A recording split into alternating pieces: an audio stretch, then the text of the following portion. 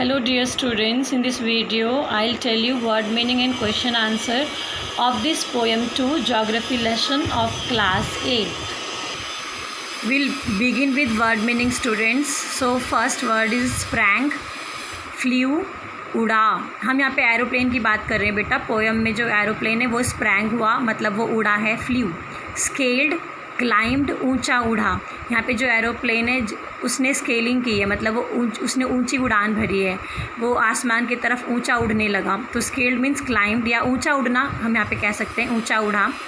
इनइवाइटेबल, can not be avoided, जिसे रोक नहीं सकते. ऐसी कोई भी चीज़ जिसे हम रोक नहीं सकते उसको हम इनइवाइटेबल कहेंगे.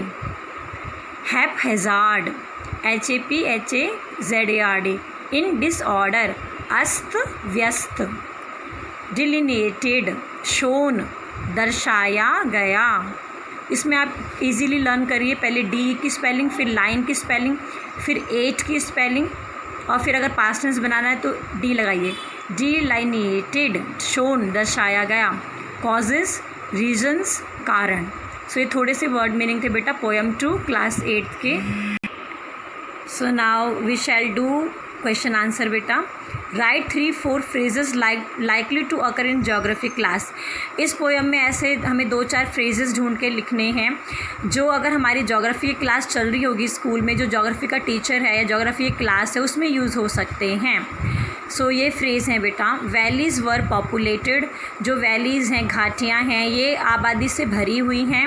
अर्थ वॉज राउंड, धरती जो है वो राउंड है. Land and water attracted man, और जब सभ्यता संस्कृति की शुरुआत हुई, जब मानव जाति की शुरुआत हुई तो मानव जाति जो है वो पानी की तरफ आकर्षित हुई और नदियों के किनारे उन्होंने शहर बनाना शुरू किया. ये आपकी एक्सरसाइज है. Scene from the window of the aeroplane the city appears. अगर हम एरोप्लेन के अंदर से देखते हैं, एरोप्लेन में बैठकर उसकी खिड़की से बाहर देखते हैं तो शहर हमें कैसे नज़र आता है. तो हमें शहर नज़र आएगा हैपहैज़ार्ड एज ऑन ग्राउंड. जिस प्रकार हम धरती पे हैं और हम शहरों को देख रहे हैं तो हमें कैसा लगता है कि जो ये शहर हैं ये डिसऑर्डर है, इनके अंदर तरीके से मकान बने हुए नहीं हैं, डिसऑर्डर वाले होते हैं ये सिटीज़. तो एरोप्लेन में अगर हम बैठते हैं तो खिड़की से भी हमें जो ये शहर है डिसऑर्डर्ड कंडीशन में नज़र आते हैं. Right examples of the logic of geography. Geography में क्या लॉजिक है. अगर हम जोग्राफ़ी पढ़ते हैं तो हमें क्या पता चलता है कि क्या कारण है, वो हमें लॉजिक यहाँ पे बताने हैं. देखो, there are cities where there are river. अगर हम जोग्राफ़ी बुक्स पढ़ते हैं, हिस्ट्री पढ़ते हैं बेटा, तो आप लोग ये पढ़ोगे कि जहाँ जहाँ नदियाँ हैं उसके किनारे शहर बसे हुए हैं. क्योंकि जो मानव थे, जो लोग थे, वो पानी के आसपास वो अपना घर बसाना चाहते थे, क्योंकि पानी की मदद से वो खेती बाड़ी भी कर सकते थे और पानी के माध्यम से अपनी चीज़ों को दूसरी जगह से, एक जगह से दूसरी जगह वो बोट के नज़र तरीके से भी भेज सकते थे. तो जहाँ जहाँ नदियाँ हैं वहाँ वहाँ शहरों का निर्माण हुआ है. It is easy to understand why valleys are populated. और जोग्राफ़ी अगर आप पढ़ो तो आपको पता चलेगा जो घाटियाँ हैं वो पॉपुलेटेड क्यों हैं, वो जनसंख्या से भरी हुई क्यों हैं. क्योंकि जो घाटियाँ होती हैं बेटा, यहाँ पर हम कृषि कर सकते हैं, यहाँ पर हम खेती बाड़ी कर सकते हैं, यहाँ पर खेती जो होती है वो अच्छी होती है. इसीलिए जो घाटियाँ हैं वो पॉपुलेटेड हैं, वो जनसंख्या या आबादी से भरी हुई हैं. The earth is round, it has more sea than land. और हम बहुत ऊंचाई पे जाते हैं तो हमें पता चलता है जो धरती है इसका आकार राउंड है, और पता चलता है कि ज़्यादातर जो धरती है वहाँ पे पानी है और जो लैंड है, लैंड एरिया कम है. So this is last question students.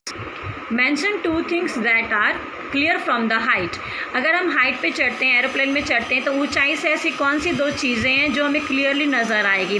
तो पहली बात जो हमें क्लियरली नज़र आएगी वो ये नज़र आएगी कि जो अर्थ है, जो धरती है, उसका आकार क्या है, राउंड है.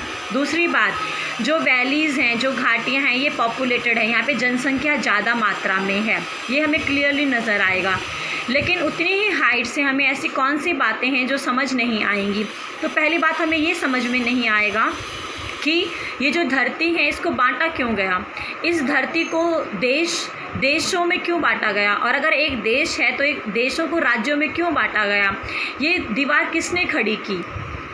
दूसरी बात, हमें ऊंचाई से बेटा ये समझ में नहीं आएगा कि ये जो मानव है ये आपस में नफ़रत क्यों करते हैं, ये एक दूसरे का कत्ल क्यों करते हैं, ये एक दूसरे को मौत के घाट क्यों उतारते हैं। सो ये दो बातों का हमें पता नहीं चलेगा। अगर हम ऊंचाई से धरती को देखें तो हमें पता नहीं चलेगा कि इंसानों ने इस धरती का विभाजन देश में या राज्यों में क्यों किया, और एक दूसरे को क्यों ये मारते हैं या एक दूसरे से ये क्यों नफ़रत करते हैं।